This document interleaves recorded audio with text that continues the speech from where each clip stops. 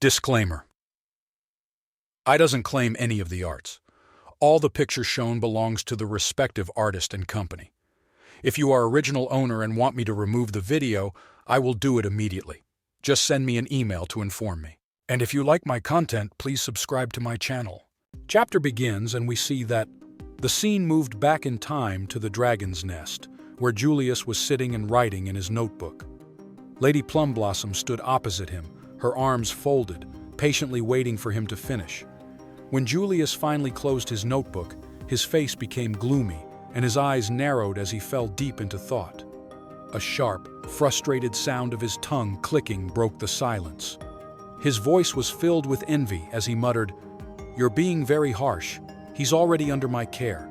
Yet you want me to share him with you as our mutual student."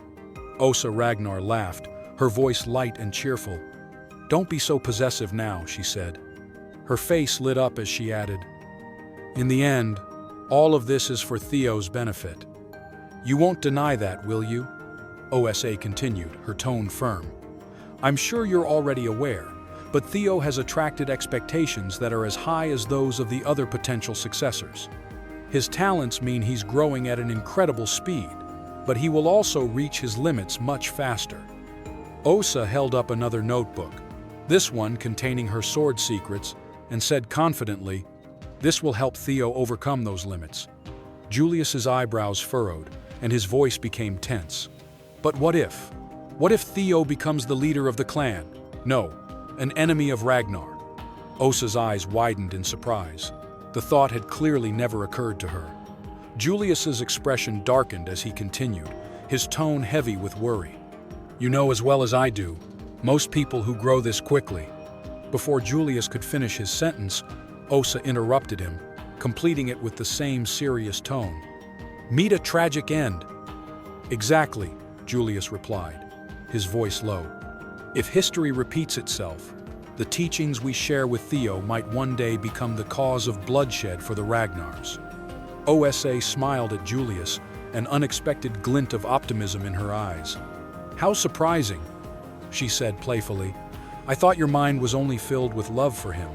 Lady Plum Blossom smirked, confidence radiating from her as she continued. "But after hearing your fears, I'm now certain."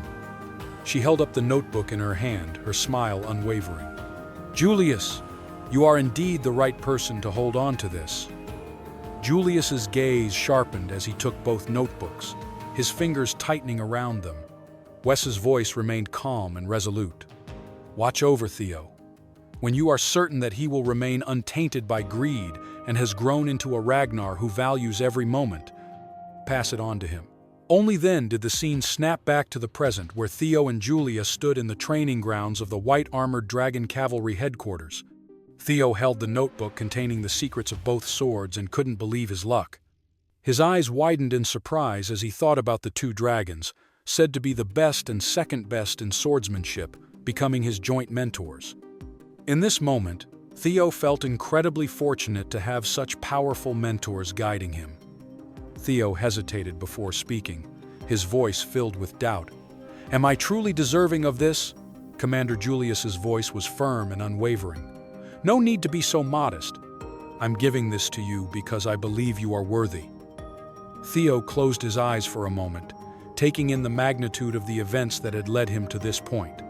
A small smile crept onto his lips. Reflecting on it, he realized he was only able to grow this far thanks to their support. Even though he hadn't done anything for them, they continued to help him unconditionally. With newfound determination, Theo placed his hand on his chest and bowed deeply to both Evelyn and Julius. "From the Rendon incident to now, you have always been of great help to me. I promise to repay this favor one day." Evelyn's face palmed herself in exasperation, already knowing what was coming next. As expected, Julius stomped the ground so hard it created a loud thud. His ominous aura filled the air as he turned to Theo, walking toward him with a sinister smile on his face. "There is a way for you to repay that favor now," Julius said, her voice dark with intent. Theo, his heart racing, braced himself for whatever challenge Julius had in store. A sinister smile spread across Julius's face, his eyes gleaming red with excitement as he took his stance. "Let's duel," he yelled. his voice crackling with a mixture of anticipation and intensity. Julius unsheathed his sword with a flourish, his tone firm and exhilarated. "It's been a while since I had a fun new challenge, I mean, a new disciple. I can't just sit still and call myself the commander, can I? The real lesson starts now." Theo's face went pale as he realized the gravity of the situation. The excitement in Julius's voice wasn't just about a simple training session. It was a challenge that Theo knew he stood no chance against.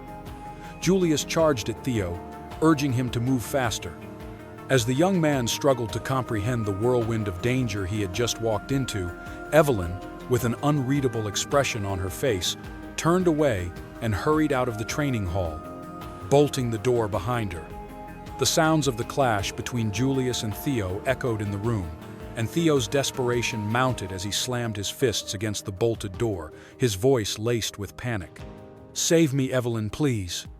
Evelyn, holding the door, whispered regretfully, "I'm so sorry, young master." The scene shifted to the next day, when the sky was clear and bright. Evelyn arrived at the training door, removing the chains with a sly smile. She pushed open the door, but the sight before her took her breath away. Theo was sitting on the stairs, battered and bruised, as if every ounce of life had been drained from him. His spirit seemed broken, and Evelyn's concern deepened. She approached Theo, her voice filled with worry. "Young master, are you okay?" Theo's smile was nervous as he looked up at her. "I think the commander went a little overboard this time," Evelyn said, still not fully grasping the extent of Theo's torment. "What do you mean by a little?" she asked. Theo raised his head, and his expression shifted. Evelyn continued, "More importantly, as you ordered, I've confined him in the underground detention cell." She paused, then her voice was full of concern. "But is it okay to just leave him there? He's not the type to spill the beans no matter what we do to him, but to refrain from doing anything at all?" Theo interrupted her with confidence. "Don't worry, this is all part of my strategy." He moved closer to Evelyn, whispering something in her ear. As soon as he finished speaking, Evelyn's eyes grew wide with astonishment, unable to believe the boldness of Theo's plan. Days later, the scene changed to the Plum Blossom Palace. Theo entered the training area, and the atmosphere around him was filled with expectation. A voice greeted him, smooth and friendly. "Welcome, Theo Ragnar." Theo placed his hand across his chest, closed his eyes, and bowed his head in respect. "Greetings, Lady Plum Blossom." From the stairs, Lady Plum Blossom, Osa Ragnar, descended with a bright smile. "I've been waiting for you. Did you receive the gift that the demon dragon and I prepared for you?" Theo, still bowed, replied with reverence. "Yes, your gift has been very helpful to me." Osa chuckled, a hint of amusement in her eyes. She raised her hand, and energy swirled around it. Suddenly, one of the many swords in the training ground flew to her hand with effortless ease. She caught it, and in an instant jumped toward Theo. She landed smoothly in front of him and, with a firm tone, said, "I'm glad that you liked it." Her eyes sparkled with determination as she continued. "I want to continue teaching you the fundamental techniques, those things one might easily overlook, the foundation of sword fighting." She moved her sword with such smoothness that it left after images in its wake. "We'll start with this," she said, her voice steady. At the end of her demonstration, she pointed her sword directly at Theo, her smile softening into a warm expression. "I would love to discuss how to bring life to the sword," she said with a deep, sincere look in her eyes. "Now, Theo, I'll ask you one more time." She placed her sword gently on his shoulder, her tone commanding yet full of promise. "Theo Ragnar, will you become my student?" The weight of her question hung in the air, and for a brief moment the world seemed to pause around Theo. Theo, still bowing his head in respect, finally lifted his gaze. His voice was respectful but with a hint of hesitation. "Before I give you my answer, may I ask something first?" He paused for a moment, then in a slightly uncertain tone added, "Is this something you are asking as the Heaven Dragon Sword Master?" Lady Plum Blossom's eyes widened in surprise. She hadn't expected Theo to make such an insightful connection. After a brief pause, a soft smile curved her lips as she looked at him.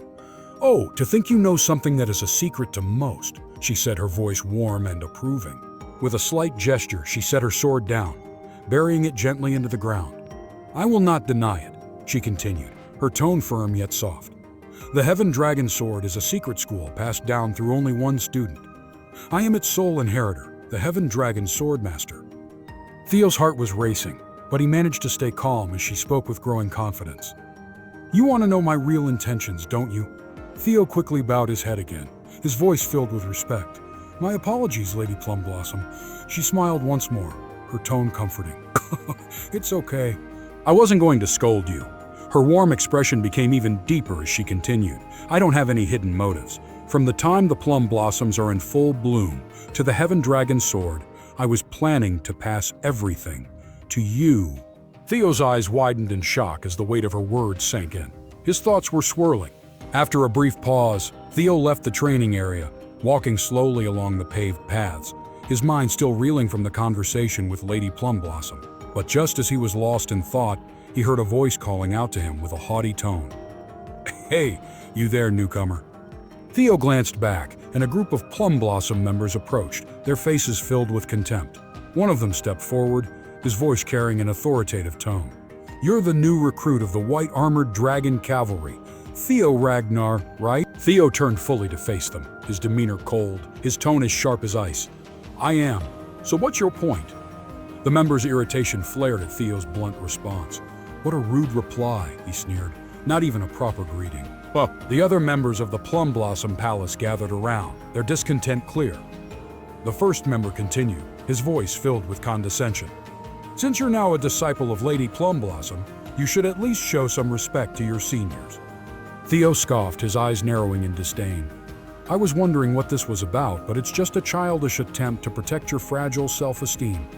He turned his back to them casually, the words dripping with mockery. "Senior, please, you're not even my direct superior officer." "So why do our ranks matter?" The senior members were taken aback by his boldness. Their faces flushed with irritation as they clenched their teeth, fuming. One of the seniors finally snapped. "What do you mean we're not your direct superior officers? You're now a disciple of Plum Blossom Palace." Theo stopped in his tracks and turned his head slightly, his voice cold as he responded. "You seem to be gravely mistaken about something." He paused dramatically before finishing with a confident, arrogant grin. "Lady Plum Blossom's offer to become her disciple. I've rejected it." The senior members were left speechless, their minds racing in disbelief. They couldn't fathom how anyone could turn down an offer from one of the 9 dragons. The scene went back to the training area. Lady Plum Blossom and Theo were talking quietly. Theo was still kneeling and looked up at her with big eyes.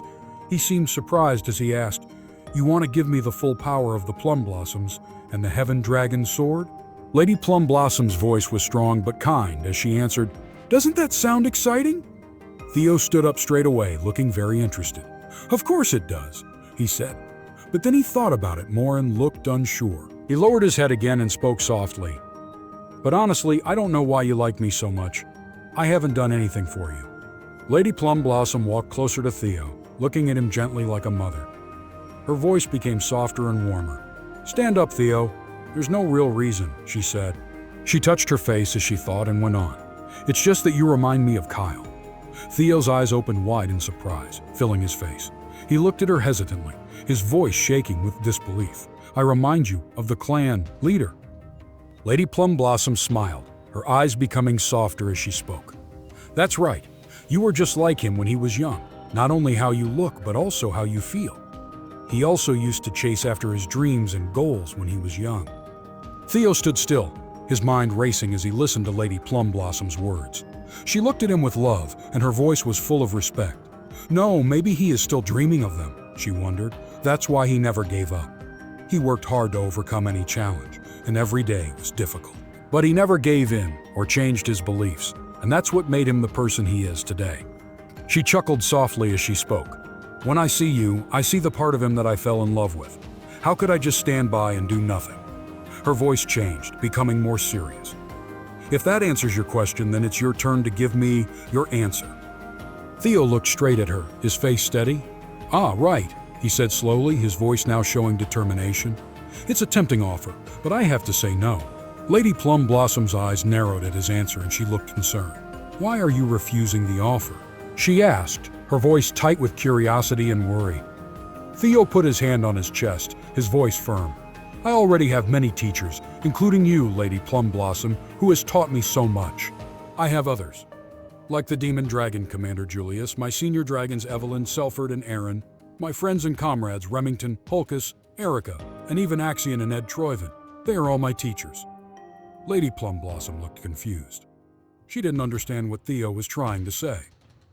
Ion and the Sky Dragon, your teachers? I didn't expect that. I heard you didn't get along with ED, she said, her voice full of curiosity. Theo's eyes stayed steady as he looked directly at her. He looked completely convinced. That's exactly why the difficulties they created have made me who I am today. His voice became even more determined as he continued, my sword has learned and changed because of everyone who has either loved or hurt me. Theo paused, his eyes softening slightly. But for now, because of that same reason, I'm not sure I can continue a school's tradition and pass it on to the next generation. Lady Plum Blossom closed her eyes for a moment, then smiled at him warmly. Her voice was kind, with a hint of affection and regret. You can't carry on tradition because your sword is always changing. That's both charming and, in some ways, disappointing. As Lady Plum Blossom started to turn away, Theo went on, his voice calm but sincere. But even if I can't be your student, I'd be happy to be your son. Lady Plum Blossom's eyes widened in complete surprise. Her face changed completely. She hadn't expected such a sweet gesture from Theo. The scene changed to a later time. Lady Plum Blossom was sitting gracefully in her garden. A gentle breeze moved the leaves around her. A servant carefully poured wine into her glass. The deep red liquid shone in the light. As Lady Plum Blossom took a small sip, she smiled softly. She thought back to her conversation with Theo and felt a sense of peace. The servant's excited voice broke the silence.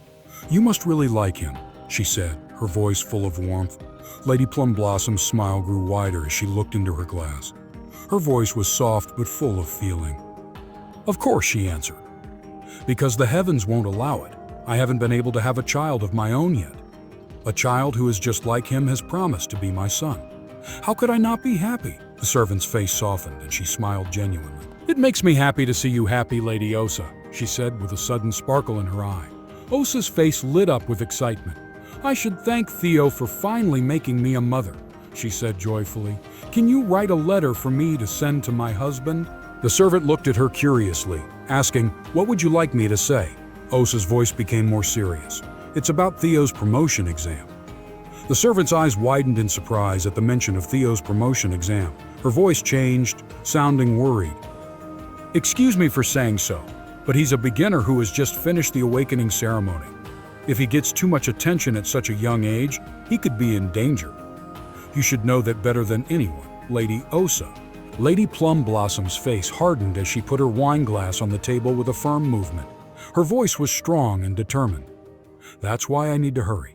Her eyes narrowed, her voice turning dark. Before the great storms that are coming to the Ragnar clan destroy everything, I want to give him as much as I can. The scene then changed to the cold, harsh atmosphere of the White Armored Dragon Cavalry headquarters. A swordsman from the Central Intelligence Bureau was being held in a small, dark cell. His hands were tied with chains, and he sat still, his eyes narrowing as he heard someone coming. It seemed he had been waiting for this moment. As the figure came to the bars of the cell, the swordsman's voice rang out, low but clear, so you're finally here. A masked man stood on the other side, holding 3 small daggers in his hand. His voice was cold and serious. Don't blame me, this is all according to his will. The swordsman sat up straight, his eyes burning with determination. I would never question his decisions. Now kill me. Seeing the swordsman's strong resolve, the masked man didn't waste any time. He threw all 3 daggers at him. But just before they could pierce the swordsman's body, a bright green light surrounded him. The daggers bounced off in mid-air, flying harmlessly away. The masked man's eyes widened in shock. He couldn't understand how his daggers had been stopped. But before he could do anything else, the roof above him suddenly collapsed, and Evelyn Nereville appeared, falling toward him with incredible speed and accuracy. She looked furious, her eyes burning with anger as she shouted, I've been waiting for you to come. Evelyn's sword flashed through the air as she attacked the masked man with all her strength. The man, caught by surprise, could only try to block or dodge her constant attacks. But Evelyn kept going. Her movements were quick and precise, overwhelming him completely. The masked man struggled to keep up with her intensity. His defenses weakened under her attack. As Evelyn's blade hit his, the force of the impact caused his weapon to break. His sword shattered from the power of her strike. He couldn't believe it. Has she always been this skilled? As he was vulnerable, the masked man looked at the chained swordsman, his thoughts racing. It's a shame I couldn't take him out, he thought bitterly. Realizing the serious situation, the masked man's thoughts raced. Things will get worse if I'm caught. I need to escape and plan for the future. But before he could move, Evelyn gathered her mana, the energy swirling around her in a bright green glow. Her eyes were steely with determination as she spoke firmly. I'm not going to let you just walk away. Quickly, Evelyn used her skill, God of Tempest's secret technique. Squall, a powerful blast of energy that hit the masked man directly. The force was so strong that it sent him flying, crashing into the wall with a bone-shattering impact. Blood spurted from his mouth as he struggled to stand. Staggering to his feet, the masked man channeled mana into his hand, his thoughts grim. Getting caught like this won't work. I need to get rid of any evidence quickly. He quickly started preparing a desperate move, but Evelyn, always watchful, anticipated his next action. She appeared right in front of him before he could fully channel his mana. With skillful precision, she disrupted the flow of energy in his body. Her eyes were sharp and unwavering. Why do you all try the same thing when things go wrong? The masked person fell to the ground without any energy. Evelyn stood over him. That trick won't work on me again, she said coldly, her eyes locking with his as she made sure he was beaten. The scene changed to a small hidden house far in the woods. The dark windows didn't show much of what was happening inside. The walls were full of shelves with books and boxes were all over the floor. In the quiet, a voice broke the silence. Today at 1:15 a.m., Evelyn Nerivel caught an attacker alive who had sneaked into the underground jail.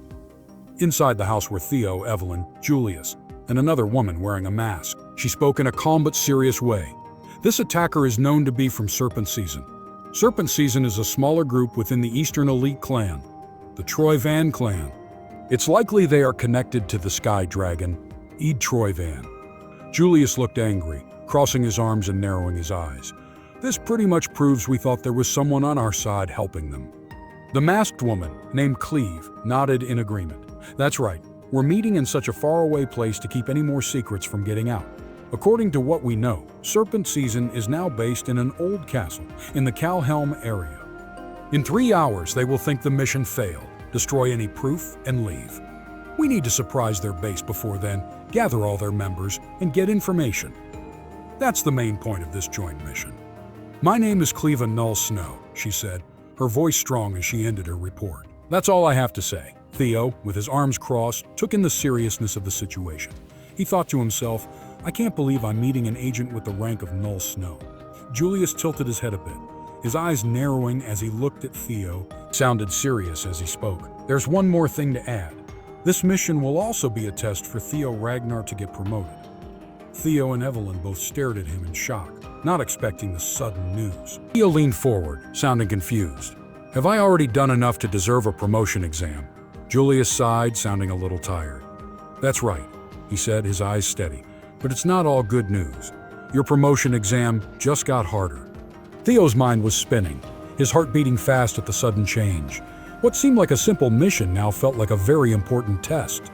Julius narrowed his eyes, looking serious as he spoke in a low tone. As you move up, the exam gets harder.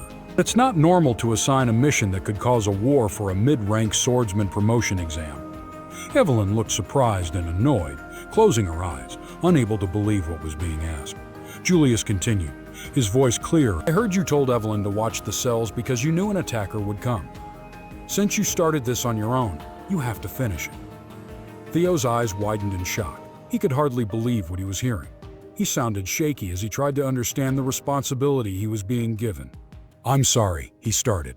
But before he could finish, Julius quickly grabbed Theo's head, pulling it under his arm in a casual but forceful way. With a smile, he said, even if you are an heir, it's rude to plan things without talking to those in charge. Since it's come to this, you must complete your mission perfectly.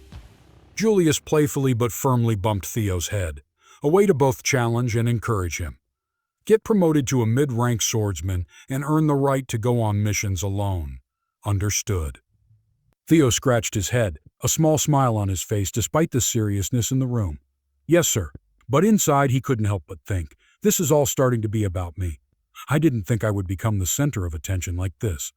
Just as he was thinking, a sudden flash caught his eye. The system notification window appeared in front of him, its message clear and worrying. Scenario Quest 4, Dark Ties of the Previous Life. This is your chance to clear up the dark connections from your past life. Stop their sneaky plan. Theo clenched his fist, feeling angry as he understood the description. He thought, yeah, I've always wondered what connects me and them to cause all of this. Cleve, who had been quiet until now, turned to Theo, sounding sharp and suspicious. Do you have a problem? Theo straightened up, looking determined. No, I do not, he replied quickly. His eyes narrowed, feeling the weight of the mission on his shoulders. This mission, I will finish it, no matter what. Julius slammed both hands on the table, rising to his feet in a quick and forceful way. It sounded powerful but also approving. Good, now that you've been told everything. He paused, smiling as he narrowed his eyes, his voice turning cold and excited. It's time to start the snake cleanup mission. The room felt full of resolve, and they were ready for the dangerous mission ahead. It was clear this mission was no longer just about a promotion. And with that, this chapter ends. Thank you for watching this video until the end. Support this channel by liking this video and subscribing the channel. And if you want me to recap another manhwa or manga, write its name in the comments section. And if you want to know that what happened in previous chapters, you can watch them in this channel. Stay tuned for next chapters.